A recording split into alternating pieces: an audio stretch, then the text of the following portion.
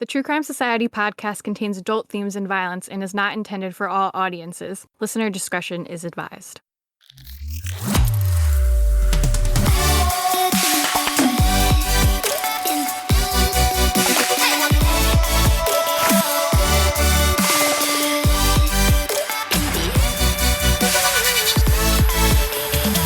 What's up, guys? Welcome to another episode of the True Crime Society podcast with Stephanie and Olivia. It is December 1st right now. It is officially the holiday season, the end of the year. We're here. It's crazy looking back. I feel like the pandemic was just yesterday, but also it feels slow but fast. It's crazy. It's been 2 years since the start of the pandemic. It's just crazy. Where's all the time gone? Or has it even been 3 years? I don't even know. Yeah, nearly 3 years, I guess. Going on 3 years, yeah. But it's also because that's how long we've been doing the podcast. Yeah, true. I'm like, we've really been doing it for that long. Time flies when everything's going wrong. And I'm not rich yet. Just kidding, but I'm really not rich. So how was your weekend? Any big things coming up for you? It's actually my daughter's 11th birthday party tomorrow. So we've ordered these people to bring in tents they can sleep in, indoor little tents set up. And there's a thing here. I don't know if you guys have something similar there called Karen's Diner. It's like a chain of diner restaurants where you go and everyone there is a Karen. Really? No. So they're really rude. All the waiters and serving stuff and things are really rude to you. And that's so funny. So it's like they throw the food, not actually throw it in your face, but they'll slam it on the table and stuff. And I've seen some videos where they'll say things like someone ordered a vanilla milkshake and they're like, of course you would order the most boring drink on the menu. And oh my God, working there is probably so fun. Stuff like that. So we're taking them there to Karen's Diner and then we're going to an ice skating disco. So that'll be fun. She's excited. Should be good fun. I'm going to go and pick up the cake and all the decorations and things today and get organized. So yeah, pretty exciting for her. Can't believe it that she's already 11, Nelly. I know. I haven't known you that long, but even just when we started being friends and you sent me pictures of them and they were so little and they had their cute little poses. Oh, no, she's got one more year of primary school left before high school. It's crazy. Wow. Time really does fly. Speaking of cakes, actually, you just reminded me. Tomorrow is me and Mike's 7-year anniversary, last anniversary legally single. But of course I'll use anything as an excuse to order a cheesecake from this fancy grocery store down the road for me. So of course I was like, we should get a cake. And he was like, yeah, I guess. And I was like, okay, I'm ordering it right now. I feel like you've sent me photos of that cake before. I have. Yeah. It's my favorite. Yum, that sounds good. I've actually ordered her a caramel cake. I don't know if you guys have caramel there. It's like a type of chocolate. Yeah, probably. It's Cadbury, so I don't know. I feel like Cadbury's not as big there, maybe. I don't know. Anyway, it's like a white caramelized chocolate. Oh, that's so that's good. That's what kind of cake she's having. Delish. I friggin' love desserts and cake. I've actually still been we also didn't really talk about our Thanksgivings because we double recorded, but for Thanksgiving, this was the first year I started liking sweet potatoes in my life. Oh, yeah. So I could finally have, I don't know if you guys have it in Australia, but it's like a sweet potato casserole with the toasted marshmallows on top. No, we definitely don't have that here. I've seen it, I know what it is because I've seen it on all the Thanksgiving stuff. Yeah, but we definitely don't have that here. But I used to never have it because I'd be like, ew, gross, I hate sweet potatoes. And I'd pick off a marshmallow. This is my first year having it. And it was so good. I've been dreaming about when I can have it next. What's been happening with you? Well, besides that, I went to Vermont the weekend after Thanksgiving, posted about my unfulfilling life, which all my internet friends love. But I went on the ferry across Lake Champlain, and it was so scary. I didn't know what was happening. I just put in my GPS to go home from Burlington, and it was driving me along, and it was surprise, you're going on the ferry. And I was like, what? I was like, I did not sign up to go on in my car on a boat across a lake. It always blows my mind. I've done one of those in Tasmania before, and it's so crazy. You just drive your car on the boat. Yeah. It's crazy. I was horrified. I was driving, and I made Mike switch with me because I was like, I'm not about to drive this car onto a boat and fuck this up somehow and ruin it for everyone. But we did it, and obviously I've never done it before. It was windy and rainy that day, so I don't know if it made it worse, but other people have since told me that it is choppy. The boat was rocking so much. I don't really get seasick, but I was just looking up while I was in the middle of Lake Champlain on this boat. I was like, ferry accidents. How often do ferry accidents happen? Are ferries safe? Am I going to die on this ferry? Has this ferry ever crashed before? Yeah, like I was so nervous because it was rocking so much. And I just didn't know if it was normal. So I'm like, is this bad? Is this it? But I made it through, clearly. Thankfully for us. Yeah. Glad to be here to do another podcast episode for everyone. You made it through. Yeah. Anything else? I think that's all I really have to say. I haven't even told you about this, but I actually got a message on Instagram yesterday because the Spotify Wrapped 2022 have come out. So we've had so many nice messages from people. But one of the messages I had yesterday was from someone who had listened to, I think, like 11,000 minutes of our podcast, which blows my mind. But we just got chatting a little bit. Anyway, it's a funny small world story. She was telling me that her parents, she's Australian, her parents have an echidna, and she's like, I always wondered if it looks like Elmo. Anyway, then it turns out her parents are literally my neighbors, like a few streets across. I'm like, oh my God, maybe it is Elmo. It had to literally be Elmo. And it's funny because she was saying that her parents have lived there for 30 years and they've never seen an echidna in the whole time either. And that's what the same lady on our street said. She said that she's lived here for 30 years and has never seen them. So I don't know. Maybe it has to be the same one. He's still around. Or if it's not, maybe it's his little brother or whatever. I don't know. Anyway, it's very sweet. I just couldn't believe it when we got chatting and actually realized that it was the same. Yes, live right near me. So that's so funny. Funny little story. I know people are always like trying to not figure out where I live, but sometimes I'll say something and then people who live kind of near here are like, oh, I live near that too. And I'm like torn between being like, oh, well, I live here. And like, what if they murder me? I know. Like, I know. I get what you're saying. Yeah. That's crazy though. So today we're going to talk about the Idaho murders and the latest Delphi update. And I printed out the Delphi probable cause that was released. So I have it sitting here next to me. And of course, Peep is sitting right on it, warming it up for us, getting her thoughts ready. So hopefully she's ready to give some good commentary. I'll post a picture of her sitting on it because she fucking loves paper. I don't know why. Another thing, I guess, while we're talking about Peep, it was so funny because I did this live stream with Alexis McAdams. She's a reporter for Fox, but we've known her a while through the Delphi case. And we did the Instagram live and she was going through the comments and I couldn't get it to really like open on my phone. And she was going through and people were like being like, where's Peep? Show us Peep. And she was like, who's Peep? And I was like, oh my God, that's my cat. I was like, everyone wants to see my cat. There were so many messages like, oh, I'm sorry. Someone said they ran to see what the cat looked like. Yeah. So I lifted her up like the Lion King for everyone to see. Right? Oh, she gave a little meow. Okay.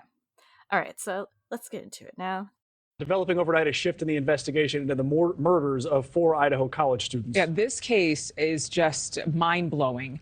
A prosecutor's office initially saying that the 4 friends were, quote, undoubtedly targeted, but this morning police are reversing course. Right now, the University of Idaho is on edge after that emotional vigil. Look at that, all the lights honoring those 4 victims. News Nation senior correspondent Brian Enton joining us live from Idaho this morning. Brian, you were at the vigil last night. You've been on the ground for days talking to all kinds of folks, investigators, students, and school staff. What do you have for us? Yeah, Adrian, it really hit home at the vigil. You know, we've been focused so much on the investigation, but last night you just saw the pain in people's faces and the families were there and they spoke and you heard what they were going through, losing beautiful young people who had such bright futures ahead of them. And then this continued nightmare that this community and these families are living because this killer is still on the run. Parents sharing what they know of their last child's moments. Madison Mogen and Kaylee GonCalves, inseparable since middle school. So then they went to high schools together. Then they started looking at colleges. They came here together. They eventually get into the same apartment together. And in the end, they died together in the same room, in the same bed. Despite their grief, loved ones of the murdered students still shared hopeful messages. Thank all the people working on trying to figure this out. And really means a lot. This as conflicting reports are released among top officials. Police sharing early on in the investigation that the attack was targeted, but they've not shared why they believe that to be the case. Even further, the Moscow Police Department has now publicly corrected information given by the prosecutor's office, who had stated that the suspect had specifically targeted the home and one or more of the students inside. Detectives now clarifying they do not know if the residents or any of the victims were specifically targeted. So I've heard this case kind of referred to as one that's apparently not getting a lot of media attention, but I feel like, I don't know. I feel Idaho? like yeah, like is it the Cuomo? Is that how you say it, Cuomo? Chris Cuomo. Yeah. Yeah. On his show, he's like, I think there's a clip that I've saved in our highlights. He's like, this case isn't getting a lot of attention, but that doesn't matter here. I'm like, what? Wow. I really, really thought it was getting tons. Every single one of my family members on Thanksgiving asked me about it. And they're not like, people who are like reading about crimes every day like me. They're like, what do you think about the Idaho case? Like, even I was at the gym the other day and one of the girls I go with, she came up to me and she's like, so what's news? Yeah, what's the about latest? This case? And that's in Australia. And to be fair, it hasn't made the news at all here, which I wouldn't really expect it to. But well, not much anyway. So yeah, but it's interesting. I just thought that this would be, I feel like for us and our group and our community, it's massive. Like I feel like this is probably nearly at Gabby Petito levels, which is unusual for a case to reach that. Generally, sometimes it's hard to pick which cases will get more coverage or, different things like that. But it's just interesting how it's kind of evolved. Yeah, I think it's definitely getting to Gabby Petito levels. Yeah, especially because there's no end in sight. The other thing I was thinking before we recorded, and I feel like every episode we're like, this is definitely going to be solved by the time this episode comes out. But I really would be surprised maybe if I feel like maybe solved. There'll be like more updates. I don't know. Anyway, we'll get into why it seems so messy and kind of unsolvable at this point. Yeah. On Sunday, November 13 this year, 2022, at around 11:58 a.m., a call was made about a, quote, unconscious person being found in a home on King Road in Moscow, Idaho. When police arrived, they've said that they were met with what has been described as one of the worst crime scenes that they've ever come across. 4 University of Idaho students were found stabbed to death in their home, which was off campus. The victims are Madison Mogen, who's 21, Xana Kernodle, who's 20, and her boyfriend Ethan Chapin, who was also 20, and Kaylee GonCalves, who's 21. Some initial reports said that Ethan had been living at the house with the girls at the time, but it's since been clarified that he was just visiting and staying over. So he wasn't a permanent resident in that house. Mm-hmm. To kind of tell this story, we will start off with a timeline of what we know happened. And surprisingly, for a case that seems to be everywhere on our community anyway, there's actually surprisingly little confirmed information. Yeah, and it's all been very confusing. So and lots of retractions and things like that. So the University of Idaho's fall semester began on August 22 this year. Ethan was from Conway in northwestern Washington state, while Xana was from Phoenix in Arizona. Maddie and Kaylee were both from Idaho, near the city of Coeur d'Alene, which I hope I'm saying correctly. I've looked it up. I think that's right, which is around 84 miles north of Moscow. So they'd rented a 6-bedroom house and they had 2 additional roommates, both females, named Bethany and Dylan. So just some information about Moscow. From all reports, it's a really safe place. Everyone's like, things like this don't happen here. It just seems like a small community. It's only 25,000 people. And this is from livability.com. It says, it ranked Moscow as one of the best college towns in America, and it's easy to see why. You'll feel the Vandal love. So I think the Vandal is their football team, the Vandals. Yeah. You'll feel the Vandal love all over Moscow. There are plenty of great spots for you to study, eat, or unwind that are open and welcoming to students. And you'll find that many local business owners and residents are Vandal alumni. They love Moscow so much they don't want to leave. So on September 12, this is before the murders, but it's kind of in the lead up in the, weeks and months prior, the university issued a vandal alert. So this is, I guess, when something happens on the campus and they want everyone to know about it. Mm-hmm. The warning was described as a threat with knife. It reported that a group of students had been walking through the campus when a man threatened them with a knife. The statement said the Moscow Police Department received a report that a group of students was walking between the steam plant parking lot and the Student Recreation Center on Paradise Path and were threatened by a person with a knife. So the assailant was described as a white male aged 18 to 22 who was dressed in all black. And I guess they just wanted people to kind of be on the lookout for whatever. So on Saturday, November 12th, we're now right near the time of the murders, Kaylee made this Instagram post. It's a photo of her with 4 other girls, I'm pretty sure it's on like the balcony or the deck of their home. And basically she just says that she's so lucky to be surrounded by these people every day. All of their social media is wide open, which is a little bit unusual these days. So there's been lots of kind of discussion about the posts that they made and different things like that. So we've linked all their Instagrams and all their social media in the blog. You can go and have a look at that. And the girls in the picture, it's all the roommates, like the two surviving Bethany, ones as well. Dylan, So a few hours later, Ethan and Xana went to a party on the university campus at the Sigma Chi frat house, while Maddie and Kaylee went to a bar in the town. I believe the other two roommates were also out that night, so the house was kind of empty. They were all basically in pairs, essentially, at different events and different venues. So police held a press conference on November 20, and at that time, they said the two other roommates arrived back to the house at around 1 a.m. They said that Ethan and Xana got back home at around 1:45 a.m. So this is now November 13. It's still essentially the same day because they haven't been to bed and carried on, but it's now really November 13. The next day, technically. So there's been a lot of discussion that Kaylee and Maddie were seen on Twitch at a food truck at 1:41 a.m. They waited for around 10 minutes for their food and before they can be seen walking away. They got a ride with a private party, according to police, and arrived home not long after.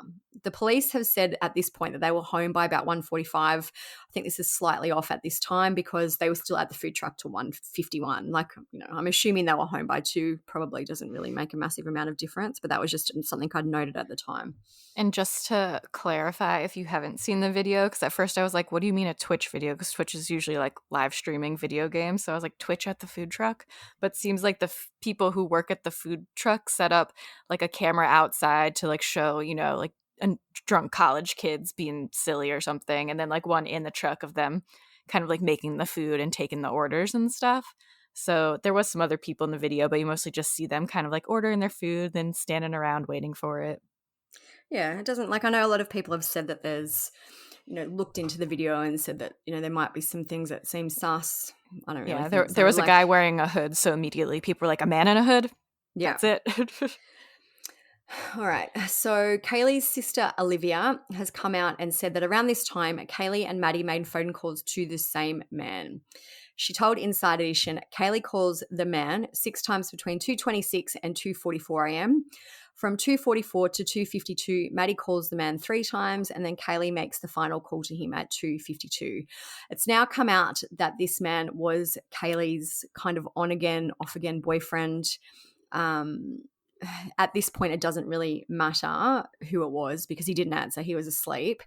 But I feel like that kind of gives a timeline of when they were definitely still alive. They were probably still alive at around 3 a.m. Yeah, and there was we could get into it more later, but some people were like, oh, were they like calling him for help or something? But then the sister also said that Kaylee just like loves a drunk phone call and that they were probably just drunk and being annoying and calling him because I think she also texted him like saying to come over or something. Yeah, and I feel like they said that she was known to drunk call random people, like not random people, but whoever. So it's not surprising to the family that that's what she did. Yeah. So Kaylee's boyfriend is called Jack DeCoeur. I think I've got his name right. He's 26. Her family have told Fox News that they were in the process of apparently getting back together after spending some time apart because they dated for years. I don't know. Again, just kind of a little side piece to the story, possibly not important at this point. Yeah, like the family wasn't like they had a crazy toxic relationship where they broke up and got back together all the time. Seems like he's in the family's good graces. And her family have been very adamant that they don't believe he's involved as well. So I guess that's all we can go for the moment. So police believed that the murders happened in the, quote, early morning hours. They haven't given a time frame. However, the Independent somehow has a time frame of 3 a.m. to 4 a.m.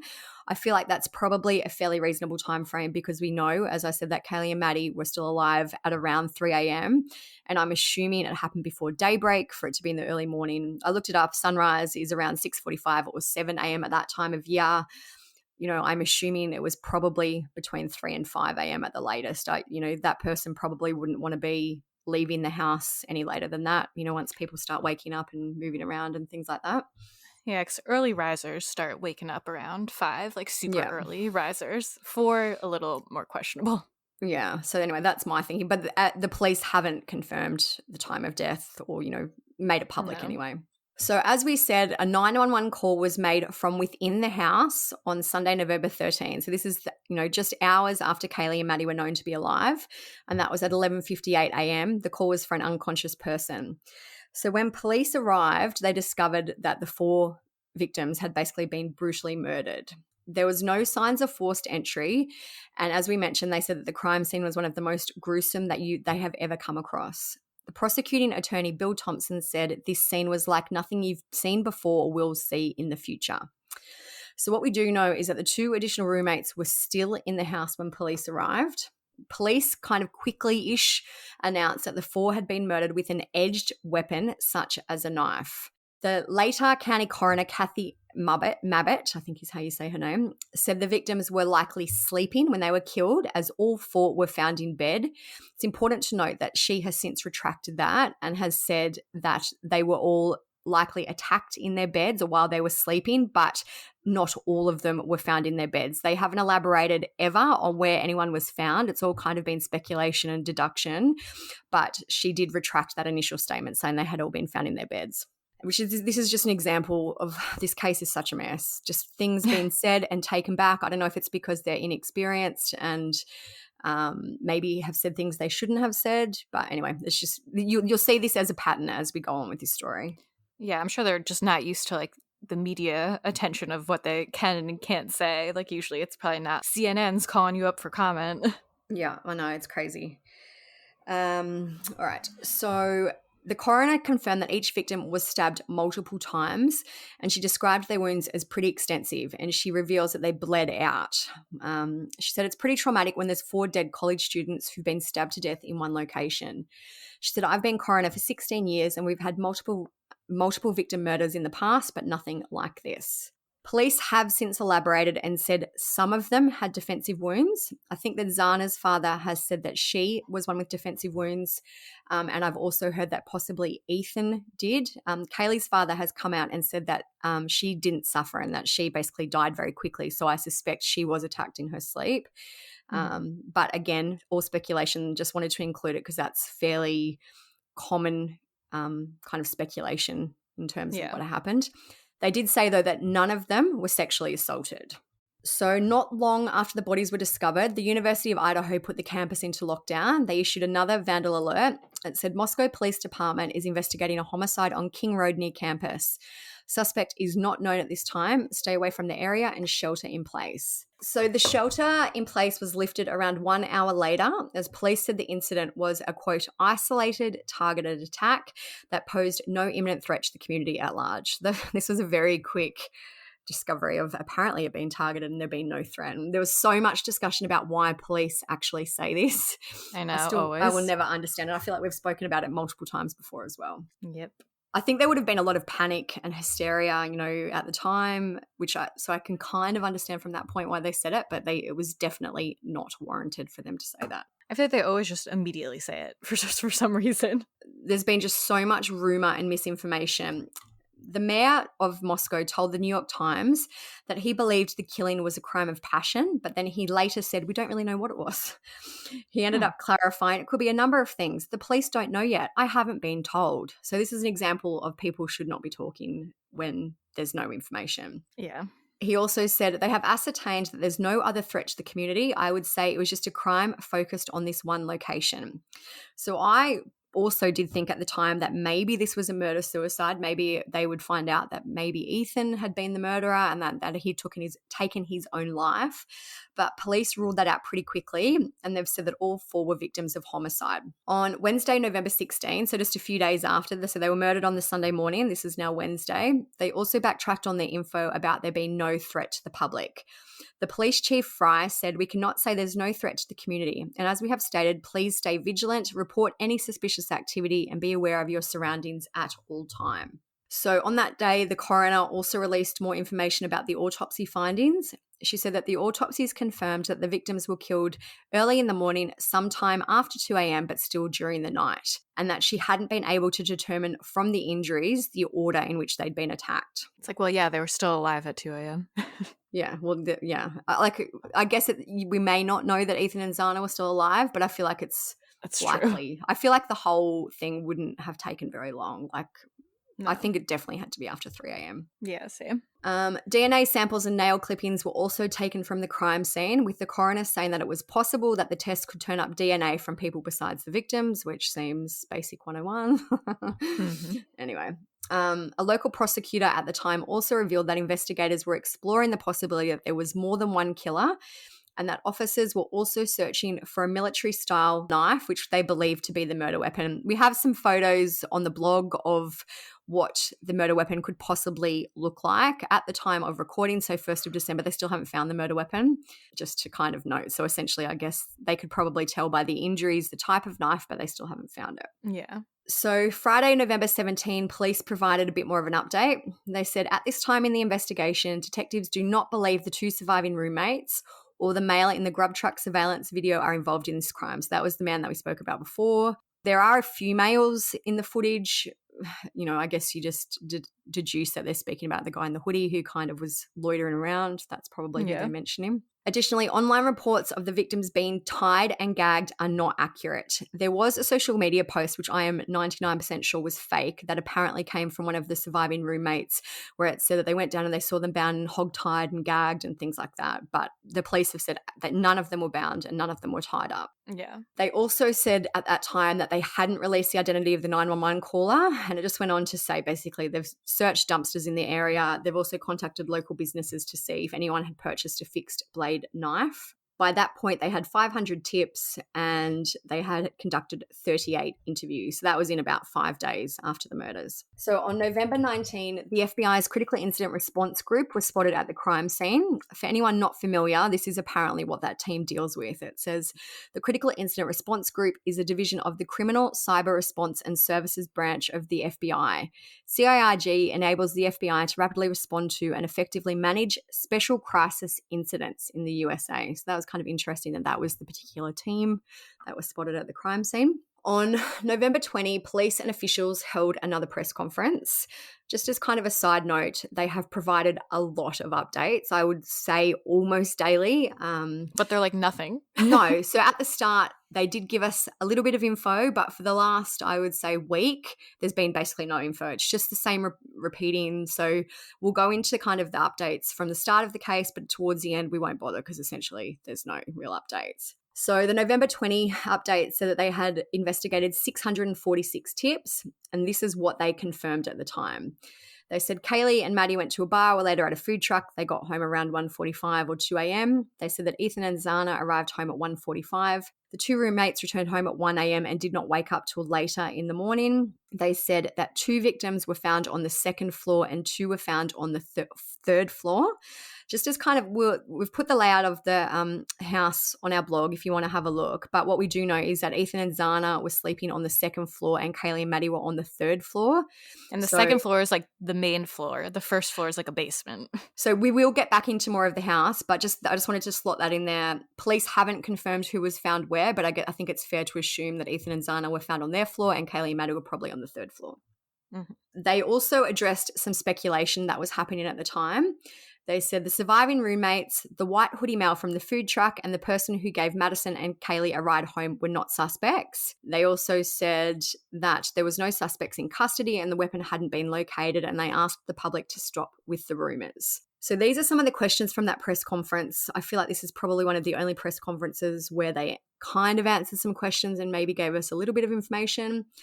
But the police were asked why they believed the killing was targeted, and they said they weren't able to say, basically. So they asked if Kaylee's boyfriend had been ruled out, Jack, who we mentioned earlier, and they said they believed he had no connection. They also said they ruled out the person who called 911 as a suspect. To this day, they still haven't said who that was, but they said they believe that person isn't a suspect. And they also said, which I think this is probably the main learning of this day, is that when the police arrived, there were actually more people at the house. They said that the roommates had called others who were there. And we'll get into maybe some speculation about that in the theories part, but that's kind of an interesting point. And they also said that they were looking everywhere, including interstate, for more details about, to try and find out who the suspect would be. This case is not going cold. We have tips coming in. We have investigators out every day interviewing people. We're still reviewing evidence. We're still looking at all aspects of this. And I said early on that no stone will go unturned. And I mean that. We are going to continue. This case is not going cold. Well, we know these families want some resolution. They want this person found and convicted. Correspondent Alexis McAdams reporting live from Moscow, Idaho. Tell us, Alexis, what you learned when you sat down with the chief. Hi, Martha. Well, first off, I mean, this was pretty much one of the first times we've been able to see the chief getting pretty emotional about this case. He went to this university. He's lived in this community for years. He has a family of his own, and he was breaking down through tears, telling me this case is personal for him, working around the clock to find the killer. Listen. I'm a dad with daughters, and that's tough. You don't. We're human. We don't go to these and just turn it off. It affects us, but we have a job to do, and we're going to continue to do that job. We're going to continue to push forward. It's been nearly 1 month since these innocent college kids murdered here in Moscow, Idaho, in that off-campus house that still is surrounded by crime tape, Martha. Investigators tell me they're interviewing people every single day, looking for information that helps them piece this together and really trying to figure out the timeline of the night when these students were murdered. Now we're learning more about people and theories that investigators are ruling out for now. Police tell me they did interview 2 guys in connection to a tip that Kaylee GonCalves had a stalker in town. This stemmed from an incident back in October when Kaylee told some of her friends that a guy was following her around a local business and it creeped her out enough that she told her friends. Police don't believe those people are connected to the murders. Now, another update involving Kaylee's dog, which you can see here in this TikTok video that she posted a while back. Investigators say her dog was in the house at the time of the murders, but had no evidence on it, so they don't believe, Martha, it was in any of the rooms when the crime was committed. Back out here live in front of the police department. Once again, that chief breaking down, wanting the community, and most importantly, Martha, wanting the families like Kaylee's dad to know they're doing everything they can to find the killer. And they say just because they're not releasing so much information doesn't mean they don't have it. So the police did, after this press conference, also release a little bit more information about the 911 call. They said that the roommates called friends to come over as they believed one of the victims on the 2nd floor wasn't responsive. So they called 911, and that is when police arrived and found the 4 victims. Maybe we could do the 911 bit here if you want. Yeah.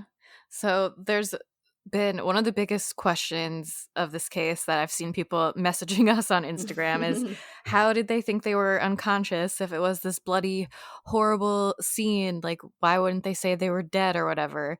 And my best guess as to what happened, and this turned into like another big controversy about no one knows how to lock a door apparently.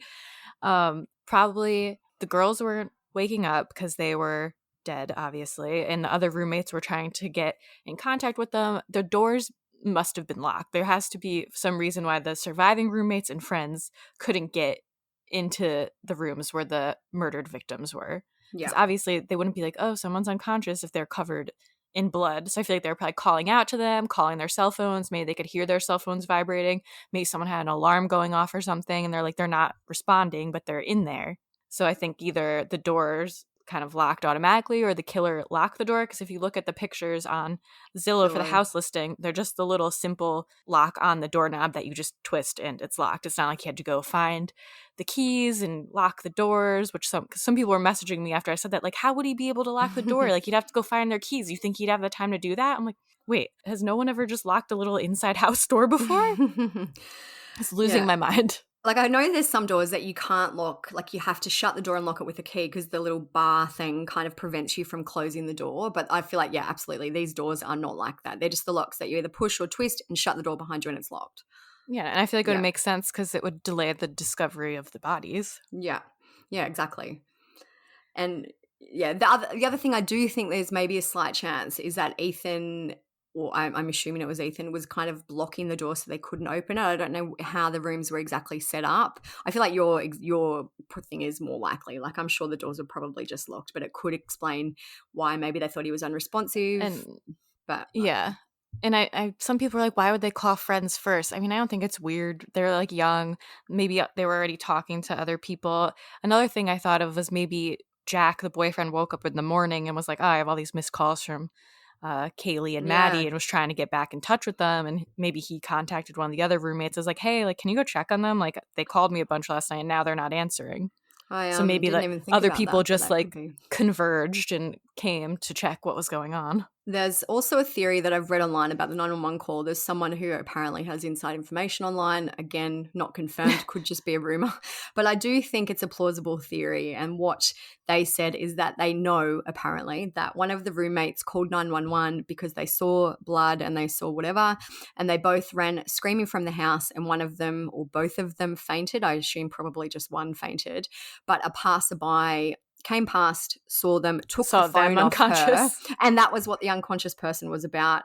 I feel like unconscious person is just a terminology used by dispatchers and law enforcement if they don't know that someone is deceased. Like I feel like, you know, like people are like, why wouldn't they have said it was a murder? And I just feel like maybe they didn't know. It would have been chaotic trying to get information from whoever Well, and called. I feel like they said eventually that multiple people talked to 911, like they were passing the phone around, kind of. I guess. I definitely think it sounds like that.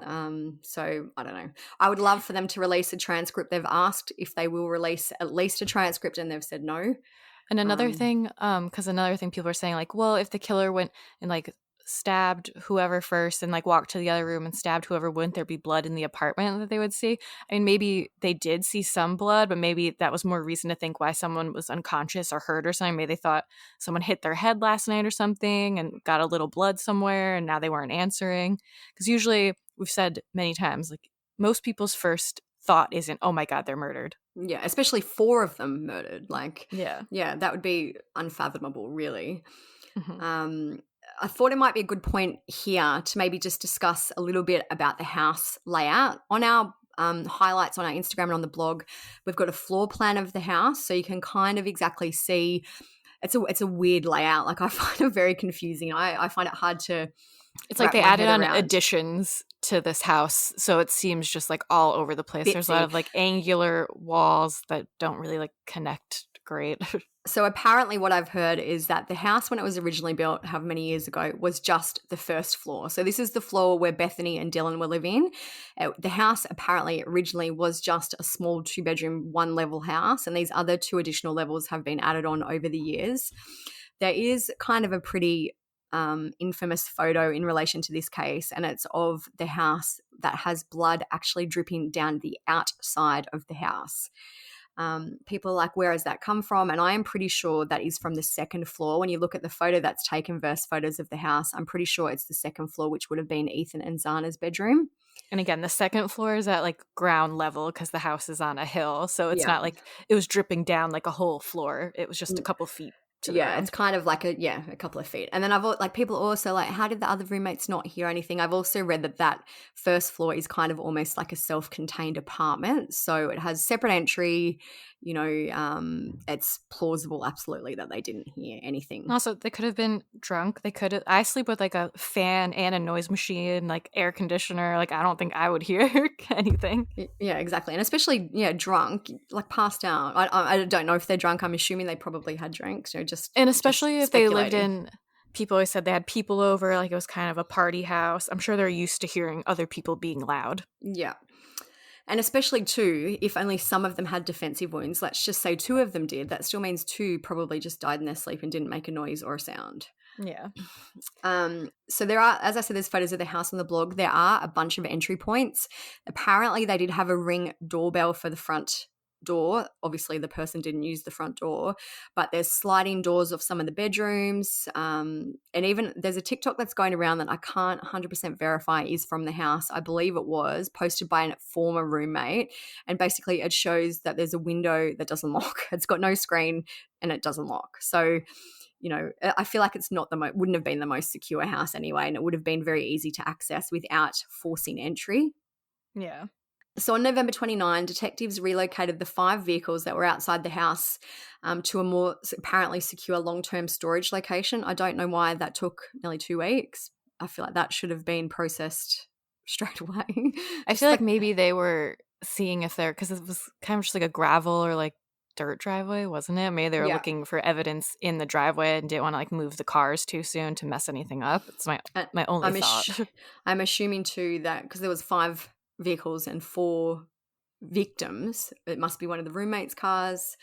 Kaylee, I know, had just purchased a new Range Rover right before she was murdered, so that was definitely one of the cars towed. I'm pretty sure one was Ethan's as well. Anyway, I guess it doesn't really matter whose vehicles they are, but they've taken them away, apparently, and I did for see more testing. someone online saying, I don't know if this is true again, but that they had to kind of wait for some of the proper resources to come like a day or so to like photograph and process the whole crime scene. So they probably just didn't want to touch anything. We're now basically at December 1, which is almost 2 weeks since the murders. November 30 was a very confusing day in this case. There was a bunch of things said that they then retracted. They said they did this press release on November 30, and this is the updated information. And so there have been media questions about a September 12th incident regarding an argument between a group of people walking on the bike path and a cyclist. So I'm pretty sure this is the one that we referred to as the vandal alert earlier, where the person pulled the knife. It says it was reported that during the confrontation, the cyclist displayed a folding knife. Both parties dispersed. There were no injuries. The cyclist turned himself into police, and basically they've investigated and they don't believe there's any connection to this and these murders. So one person who has been very vocal in the case is the Later County Prosecutor Bill Thompson. He's been speaking a lot, which I don't know if that's been the best thing, but he did say also on this day that he believed that the killings were targeted, and they issued a response to this. They said, "We feel his responses were messaged to support the implication that new information had been released. Specifically, generalized statements regarding the potential of targeted victims and the involvement of drugs were redefined into an affirmative answer." I have no idea what that means. Just gave me a headache. I have no idea. Hurt my head. Like, there are some rumors that, you know, it may have been known as a drug house. This obviously just rumors, we don't know, but there's no actual information about drugs at all being related to this, definitely. So I still do not know what that means. That wasn't even like a prominent theory or rumor that I like heard often about drugs. No. So they did hold a vigil on November 30, and Kaylee's father spoke at the vigil. I feel like in this case, the families are the one who have released little tidbits of information, even more so than the police. He did reveal that Kaylee and Maddie had died together in the same bed. He said, and in the end, they died together in the same room and in the same bed. So it's very sad. Kaylee and Maddie, you may have seen them referred to as sisters. We've had tons of messages asking if they were actually sisters. Not biologically, no. I believe that Maddie grew up with Kaylee and they spent a whole bunch of time together. They were very, very, very close. So that's kind of the sister reference. It makes sense that they were in the same bed. I saw a few people early on being like, oh, do you think they were? Because, you know, they came home drunk together. Then they were both making the drunk calls to Jack together. And then they probably just like went to sleep. Also, I know that Kaylee was apparently moving out and she was moving to Texas, she was due to leave very shortly after she was murdered. So I wouldn't even be surprised if her room was all packed up and she was just sharing the room with Maddie because she had no bed anymore. Yeah, that's true. Just an option. Anyway. So there was more messy press releases about the kind of targeting information. There's a reporter called Morgan Romero. It says conflicting information has been released over the past 24 hours. The Later County Prosecutor's Office stated the suspects specifically looked at this residence and that one or more of the occupants were targeted. But then it says, we have spoken with the prosecutor's office and identified that this was a miscommunication. Detectives do not know if the residents or any occupants were targeted. So this is what I mean. Like, this is just, it's just a mess. And they were like, even their press releases are messy. Like they don't change the dates. Like I feel like it must just be chaos in there at the moment. Yeah, definitely. On December 1, they also released another statement. So just today, it says, the Public Information Officer Aaron Snell said, "We remain consistent in our belief this was indeed a targeted attack, but have not concluded if the target was the residents or its occupants." So that's kind of a little bit interesting. Like, why would someone just target a house? I feel like they're just saying, like, they don't know if anyone specific was targeted or if the group was targeted or like two of the girls were targeted, or I feel like it's just a weird way of being like, well, we don't know if it was just one of them that was targeted or if someone like saw two of the girls out and followed them home type thing. But yeah, it's like a dumb way to say that. They just need to stop. They don't have any clear messaging, even like with the thing with the coroner saying they all died in their beds and then that wasn't true. And, you know, like they just need to not release that information. If just don't say it. Yeah, I'd rather them just like not say anything than confuse me like this. Anyway, so Kaylee's dad spoke to the media again today and he gave some more information. He said that he thought the unconscious person report may have come because Kaylee wasn't answering her phone. He said, I know the girls reached out via texting and calling, so I can only assume by the phones being ignored, knowing how my daughter is, not going to ignore calls and texting. So that kind of goes along with what you were saying. Maybe it was the boyfriend who's like, well, what's going on? You rang me 100 times. Yeah. Why aren't you answering? He also told about the driver that Madison and Kaylee had used. All police ever said, I think, was like it was a private driver service. Private party. But they've said that they used a sorority-designated driver service to get home. So someone actually sent a message to our Instagram saying a lot of fraternities and sororities actually have designated drivers on call every night of the week. So if you need someone, you can call and they'll pick you up. So I assume this was probably along those lines. Yeah. Good evening. I'm Brian Enton, live in Moscow, Idaho, for this News Nation special report. 3 weeks ago, the unthinkable happened in this house behind me. 4 university students brutally murdered here. Their killer not only is still on the run, but still all of this remains a mystery 3 weeks later. And we have breaking news tonight. New details that we have just confirmed. News Nation is learning that Kaylee GonCalves' injuries were significantly more brutal than her best friend Maddie's injuries, which may end up being a very, very important piece of evidence when it comes to determining who the target was in this attack. I have learned Kaylee and Maddie were in an upstairs room in the house, so the killer had to go specifically upstairs to get to them. And again, that new information just confirmed that Kaylee's injuries were, quote, significantly more brutal. So before Steph and I talk about kind of our theories as we're up to date in the case as of today, I just wanted to touch on a few other things that have happened in Moscow that police have said aren't related. Just randomly, 3 weeks before the murders, there was a dog in the neighborhood that was found skinned and brutally killed.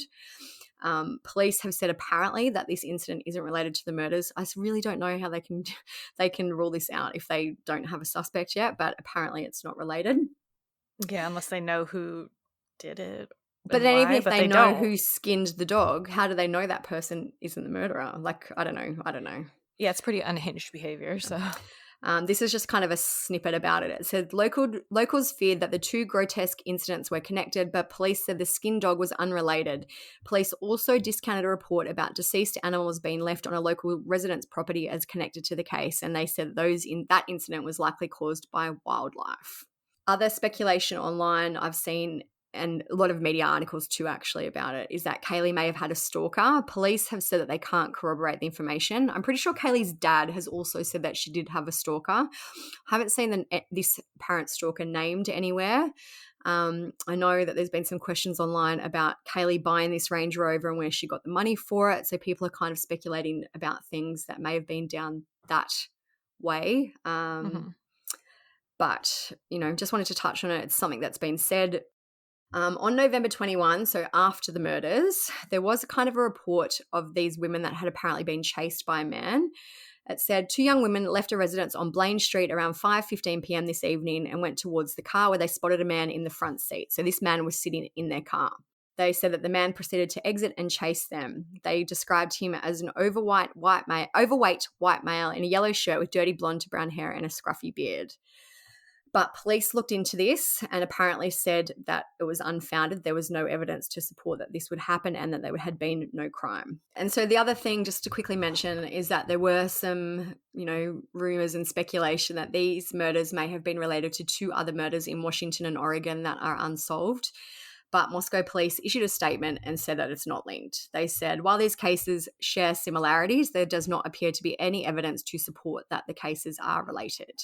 So that is kind of a general overview of the Moscow case. There's a lot of other things going on with family members and different things like that we won't put in here because essentially I don't think they really have any bearing on the case, but there is so much information out there. There's, tons of discussion. If you really, really want to go and do a deep dive into the victims' lives and different things like that. Okay, so my current theory at the time I believe that Kaylee was likely the main target. I don't really have a basis for that. Just I think that one of them was definitely the main target. I know some people have said that they believe Ethan may have got into a fight or something happened at the frat house and it may be related to that. But my personal theory is that Kaylee was the target. I believe that Maddie was killed just because she was with Kaylee. I feel like it was just, a bad circumstance that she was there. And especially they're in the same bed. Yeah. And I actually, because I was speaking to someone yesterday about this, and this is before they released the information about them being in the same bed. And I actually said to them, I wonder if they were in the same room in the same bed. And I really think at this stage that may be why Maddie was killed. And then I've also read a lot of rumors online that Ethan was found in the hallway. Sometimes when things are repeated and repeated, it's because they're true. So if that is true, maybe he heard a noise or he went out to get water or whatever, and he was murdered because he was just there, and then the person murdered Xana too because she either woke up or because he couldn't leave. But then I feel like if he wasn't in a closed room, the roommates would have seen him somehow, unless they couldn't get upstairs at all. But maybe they did see. Maybe that's what, I said about when they ran out of the house screaming, and that was the unconscious person thing, was actually not one of the victims. It was about one of the roommates. Yeah. I don't know. Again, I don't know. But so that's my general theory. I think Kaylee was likely the main target and the others were murdered just because they were there at the time. Yeah. I'm still sticking with, we were asked to share theories on the Banfield show on News Nation, which maybe I could put a clip in of it. But either way, we're both saying like the same thing. But my theory for that is still the same. I feel like it was like an incel type thing, like either someone who had like a unrequited crush on one of the girls. They're all pretty, obviously. I feel like any random guy would want to approach them at the bar and was either maybe turned down or maybe even like it's just someone they all had open social media, like just maybe some guy who found them on social media and was talking to them, was mad they were turned down and decided to show up and stab them. And I feel like the rest of them were kind of just collateral damage. I don't really know who. I feel like the target was either Kaylee or Madison for that. Obviously, they were the two single girls that were out together, and the rest were just in the wrong place at the wrong time. I don't really have a theory as to actually who did it, though. I don't think it was Kaylee's boyfriend. No. I also don't think it was probably the two surviving roommates. There was an interview with Kaylee's sister yesterday, and one of the last questions that they were asked was, I'm just paraphrasing here, but it was like basically, do you believe that the police have really cleared the roommates? And she was a little bit evasive in her answer. She said something, I'll see if we can find a clip, but if not, basically she said something like, well, I hope that the police have done the right thing. She didn't say, I absolutely believe that they weren't involved. She just kind of deflected a little bit and didn't really answer the question. So maybe that's something that they're still considering. I don't know. But I feel like it was probably a male murderer. Yeah. And whoever did it just seemed very angry and fast. He didn't sexually assault any of them. It seemed like it was in and out type thing. And I feel like just from apparently how gruesome and bloody and the worst crime scene ever, I feel like that just implies rage and it being personal as well. Like, if you would think that if you were just a random, for example, serial killer, you would go and probably try and not make as much mess and, I don't know, just leave as little evidence behind as you could, but it doesn't sound like that was the case. Yeah. So I think that is it for Moscow. I don't know what's going to happen in the next while. Maybe they will get something. It doesn't seem like at the moment. They have specifically said they don't have a suspect. Whether or not that's a tactic, maybe to try and get someone to slip up, we can only hope, I guess. But publicly, they've said they don't have a suspect. Yeah. Okay, so next we're going to get into the latest updates with the Delphi case, and it seems like they just keep coming. So at first we were like, what if we don't have enough to talk about? But now there's apparently a new press release from Richard's attorney. So we haven't even looked at it yet, but we'll get there when we get there. Okay. So they finally released the probable cause affidavit, which was sealed. We've all talked about that. So I highlighted some parts in it that are worth reading so we can just go over it quickly because it does give some information that we didn't know about what happened that day and why he was arrested. The probable cause affidavit says Abby and Libby were found dead in the woods less than a quarter mile from the Monon High Bridge, and there was a .40 caliber unspent round found between the victims' bodies, less than 2 feet away from Libby German. Investigators first spoke to Richard Allen back in 2017, and at that time, Allen told investigators he was on the trails by the Monon High Bridge between 1:30 and 3:30 on the day of the murders. The PC did not say why investigators spoke to him back in 2017. Then, last month on October 13th, investigators interviewed Allen again. According to the PC, Allen again said he was on the Monon High Bridge to watch the fish. He said he parked his car on the side of an old building and was wearing blue jeans and a blue or black Carhartt jacket with a hood. Investigators say that matches the clothes worn by the man who Libby captured in this video on the day of the murder. Last month, Allen also told investigators he owns firearms. That same day, police executed a search warrant at his Delphi home and recovered jackets, boots, knives, and firearms, including a Sig Sauer model P226 .40 caliber pistol. He told investigators he never allowed anyone to use or borrow that firearm. Investigators sent that gun to the Indiana State Police Crime Lab for analysis, and it was determined the unspent round located within 2 feet of Libby's body had been cycled through Richard M. Allen's gun. First, it goes into details about the area, the bridge, and all that, and it refers to Libby and Abby as victim 1 and 2. And there are names mentioned that are redacted, so it gets a little confusing there, but we'll try to make the best of it. So it says, victim 1 and 2 were dropped off across from Mears Farm at 1:49 p.m. on February 13th, 2017. And Mears Farm, it's just right by the bridge. I guess that's the drop-off point for there. And it says, a video from victim 2's phone shows that at 2:13 p.m., victim 1 and 2 encountered a male subject on the southeast portion of the bridge. The male ordered the girls down the hill. No witnesses saw them after this time. No outgoing communications were found on victim 2's phone after this time. Then it says the video recovered from victim 2's phone shows victim 1 walking southeast on the high bridge while a male subject wearing a dark jacket and jeans walked behind her.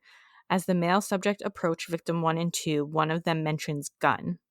Near the end of the video, a male is heard and seen telling the girls, guys, down the hill. The girls then begin to proceed down the hill and the video ends. So that gave a little bit more information about him having a gun, and that's kind of how he corralled them to go down the hill. I think we always kind of speculated that there must have been something to get them to go with him. Yeah. It says victim 1 and 2's deaths were ruled as homicides. Clothes were found in Deer Creek belonging to victim 1 and 2, south of where their bodies were located. There was also a .40 caliber unspent round less than 2 feet away from victim 2's body. The round was unspent, but it had extraction marks on it. So it says they went on to interview 3 juveniles who were on the bridge that day. Just took out some of the highlights of what they said because it's kind of redundant, some of it. So they talked to 2 of the girls, I don't know if they were girls, 2 juveniles that were together, and they said they were walking on the trail towards the bridge to go home, and they encountered a male walking from Freda Bridge towards the High Bridge. They described the male as kind of creepy and advised he was wearing blue jeans, a really light blue jacket, and his hair was gray, maybe a little brown, but he did not really show his face. They said they actually said hi to him, and he just ignored them. They talked to another person who was another juvenile who was on that bridge that day that was taking photographs.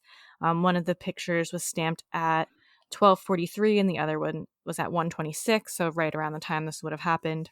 And she said that she encountered the man who matched the description of the photograph taken from victim 2's video. She described the man wearing a blue jacket or blue or black jacket.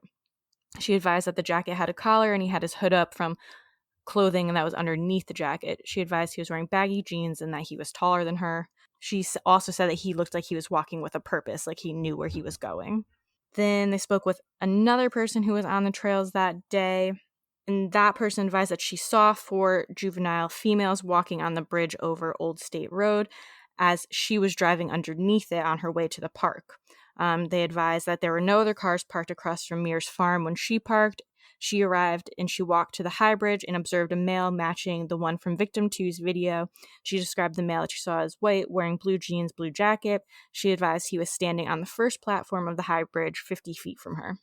She also said approximately halfway between the bridge and the parking area, she passed two girls walking towards the high bridge, and she believes that those girls were victim 1 and victim 2. And then video from a store near there shows this person's, who they were talking to, car leaving at 1:49. So when she was leaving, it seemed like Libby and Abby may have been getting to the bridge. And she also said that they didn't see any other adult males on the bridge that day. This person also, when they were leaving, they noticed that a vehicle was parked in an odd manner at the Child Protective Services building that is right there. She said it wasn't odd for vehicles to park there, but she noticed it was odd because of the manner it was parked. It was backed in near the building. And investigators also got another tip from another person talking about how they saw a purple PT Cruiser or small type SUV around 2:10 that day, parked at the CPS building. And he also said that it appears as though it was backed in to conceal a license plate, and it was like parked in a weird position. They said it could have been like a smart car type vehicle. Oh, so then someone else who was driving, they called in and they said that they saw a male subject walking west on the north side of 300 North away from the high bridge, and that they said that the male was wearing a blue jacket, blue jeans, but that he was muddy and covered in blood and that he looked like he'd just gotten into a fight. And they determined that by videos of when the person who saw them was in the area, it would have been around 3:57 p.m. It also says investigators determined that there were other people on the trail that day after 2:13 p.m., which is when the girls were approached, and that those people were interviewed, and none of the individuals encountered that male or Libby and Abby because he had taken them into the woods, it's believed.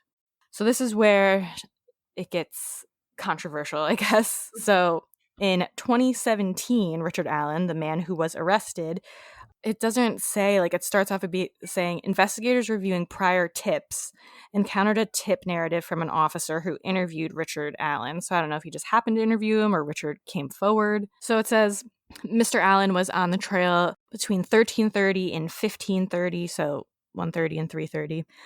He parked at the old Farm Bureau building and walked to the new Freedom Bridge. While at the Freedom Bridge, he saw three females and noted one was taller. And he did not remember the description and he didn't speak with them. He walked from the Freedom Bridge to the High Bridge. He did not see anybody, although he stated he was watching a stock ticker on his phone as he walked.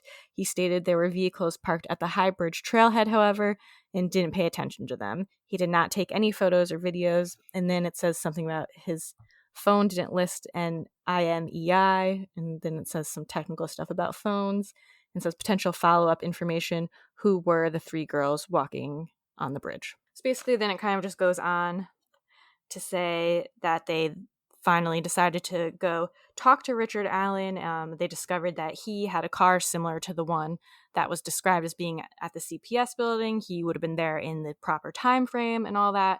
So on October 13th, 2022, that is when he was interviewed again. He again told them that he was on the trails that day. He stated he saw three juvenile girls, and he said that he went on the High Bridge to watch the fish. And later in a statement, he said he walked out to the first platform and he then walked back, sat on a bench, and left. He said that he parked his car on the side of an old building. He told investigators that he was wearing blue jeans and a blue or black jacket, Carhartt jacket with a hood, and he advised that he may have been wearing some type of head covering as well.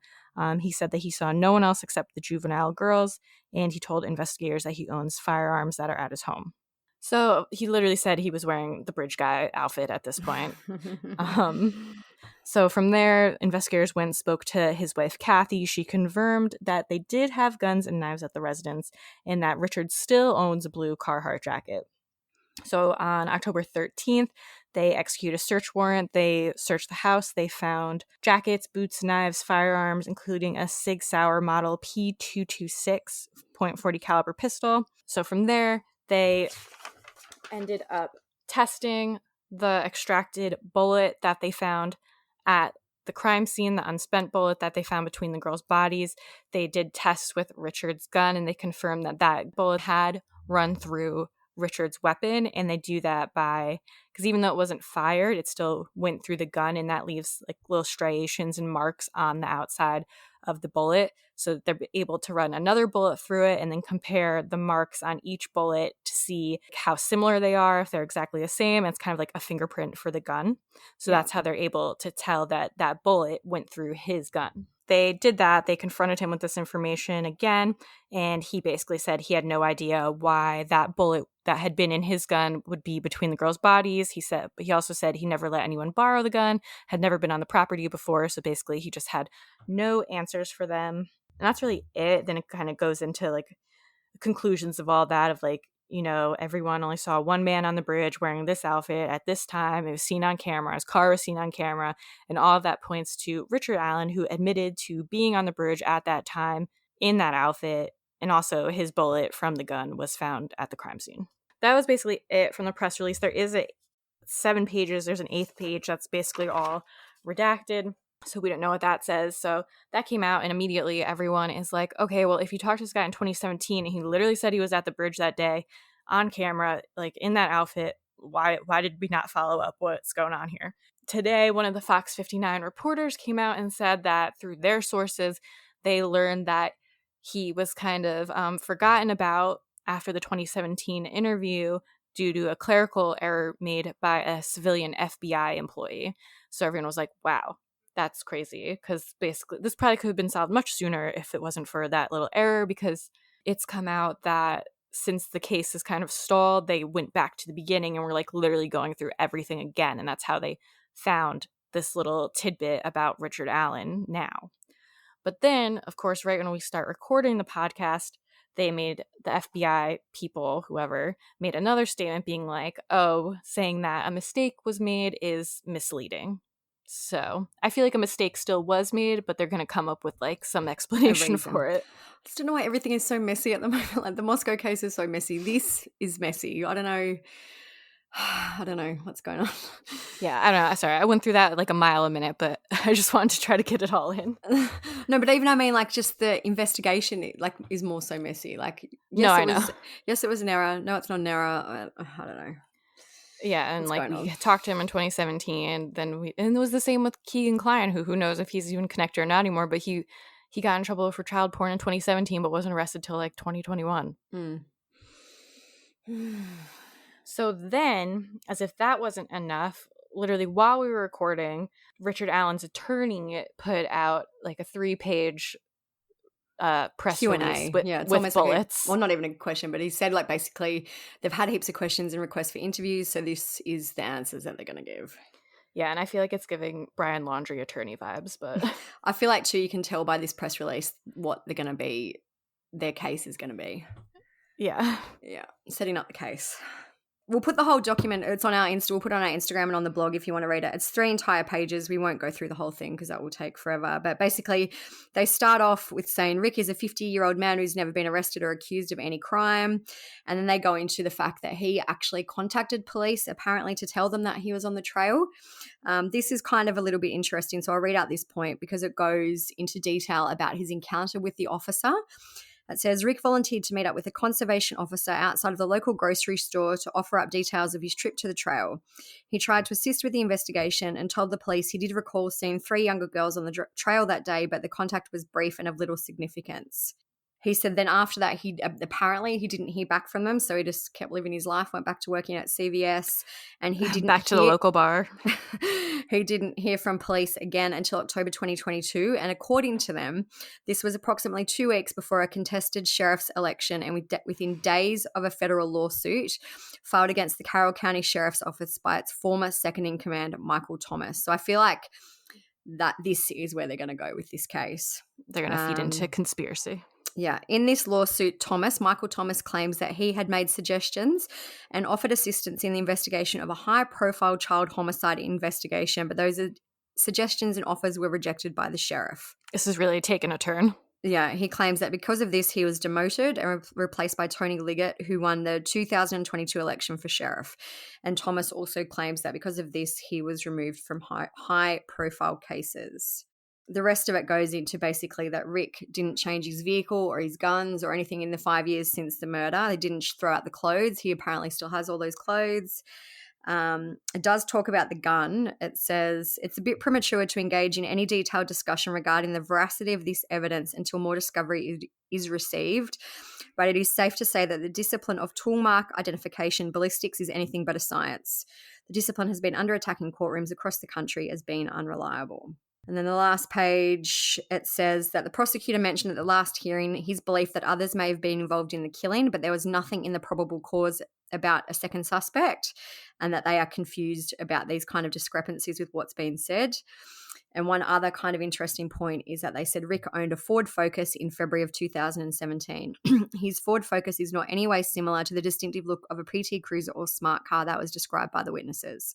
So that's kind of it. The rest of it's a bit fluffy, just, protesting his innocence and that kind of stuff. But that's kind of the main interesting points from that press release by the attorneys. I mean, honestly, a 2017 Ford Focus does kind of look like a smart car. Yeah. Whatever situation. I'd like to know what color it was. I wonder what color it was. I think did they say? Oh, Richard Allen, he had a 2016 black Ford Focus. Okay, so not purple. But I guess maybe depending on the shade of purple, maybe those dark kind of purples. Maybe, I don't know. Anyway. Yeah, or the way the sun was hitting it. Yeah. Yeah, a lot going on. It seems like it's really taken a turn, but I'm also now that they have him, if they really does still have that jacket and clothes and anything, I bet that they can still definitely find more evidence at this point against him. And if they could find that car, I don't think he has it anymore, but if they could somehow find where that car went, if he got in there all bloody, and yeah. I feel like stuff like that sticks around. The next thing is that the judge set a hearing for January 13th at 10 a.m. for motion on the gag order and the change of venue that Richard Allen's attorneys requested. Of course, they want to not have the hearing in Carroll County, the trial or anything in Carroll County because of how high profile this is, but I don't know, I feel like it's kind of high profile wherever they go. What do you think about all that? Seems chaotic. It does. When they released, I'd love to know what's redacted. Maybe there is more information in that would make it a bit more of an airtight case. But it does seem to me, I thought they would have more. I don't know. I don't know. I really am not confident in this case. I really feel like he will probably get off. I feel like it's him. I feel like they got that. I do feel like maybe there was a filing error because what else would everyone saw one man at the bridge, one guy. And he basically admitted to being that guy. And then his car and everything was on camera, but still took all these years to figure it out. I do think maybe now that they have him and can do kind of more investigating, hopefully they'll be able to find more evidence against him. I'm assuming there's more stuff. There was a whole page redacted. I wonder if that was about the actual crimes. There might be more information. That's I hope there is, and that's why it just feels incomplete to us, but I'm not sure. Yeah, because a lot of people are being like, oh, so the gun was the murder weapon, blah, blah, blah. And not necessarily, because it says they only found, if they had fired bullets, they would have tested those instead, because it's definitely, there's going to be more markings on a gun on a bullet that was fired. So it seems like there wasn't any fired bullets, and it seems like there was only the unspent one. So it seems like that might not have been what he used to kill them. And they also did specifically mention asking if he had any knives or taking knives from the home. Yeah, I also suspect they probably weren't shot. I think he used that to get them to go with him and then killed them however he killed them. Yeah, so if they saw him covered in blood, maybe he's kept the coat apparently, maybe if that's still the same coat. I feel like maybe they could do some trace evidence or even some electronic stuff to track his phone, see if it was there or what he was looking up, and just hopefully there'll be other things that they'll be able to use to really connect him.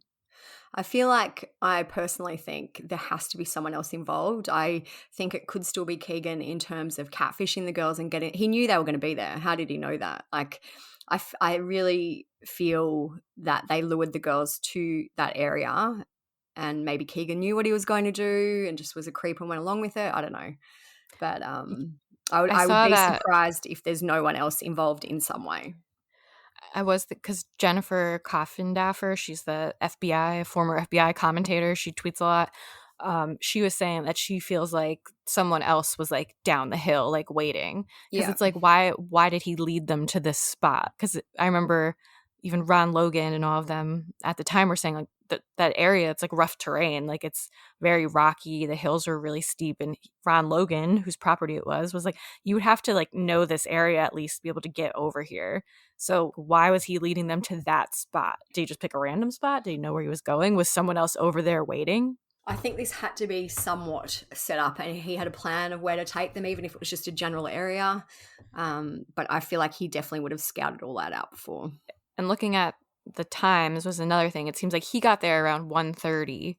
Then the girls got there around 2:13. Or he saw in the video talking to the girls 2:13. I think they got there around 2-ish or something, it said off the top of my head.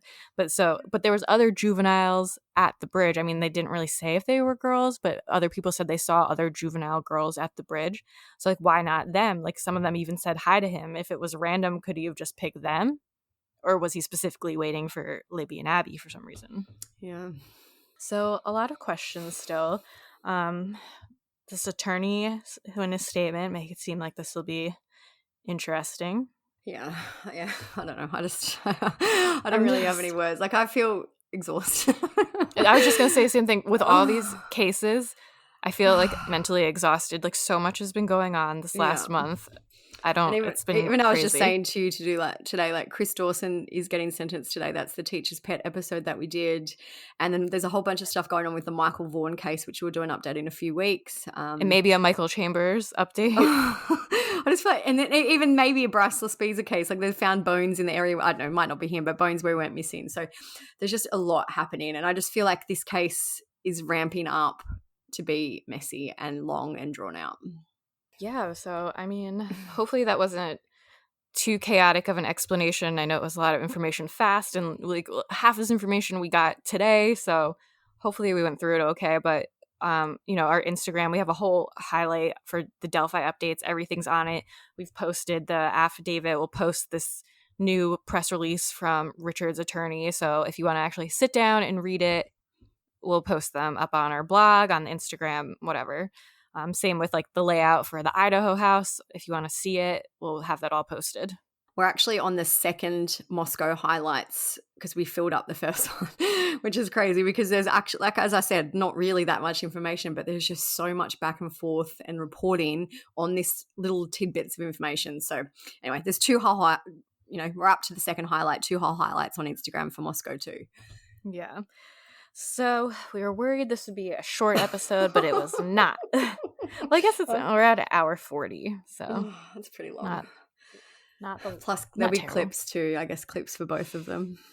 Oh, I feel like I could literally go cross-eyed right now going through all of that. Okay. Well, on that note, let's be done with this. And for anyone who's like, they hate doing the podcast. We love doing the podcast. There's just tons of information. It's like my head is spiraling. Someone said to me the other day, do you like participate in Facebook groups about these cases? And I'm like, I used to, but honestly, my brain is about at capacity. Yeah, for sure. I do not have the capacity anymore.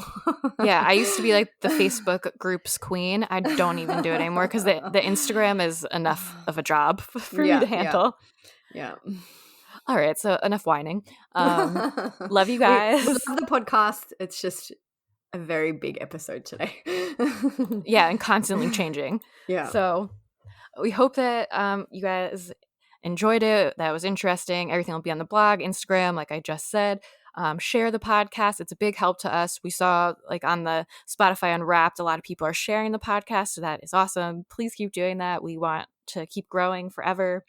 So give us a good review. Any of the sponsors, check those out. They're all linked in the episode notes. And I think that's it. Be nice to us. Leave us nice comments, nice messages. That's it. Peace out. Thank you for listening. Bye.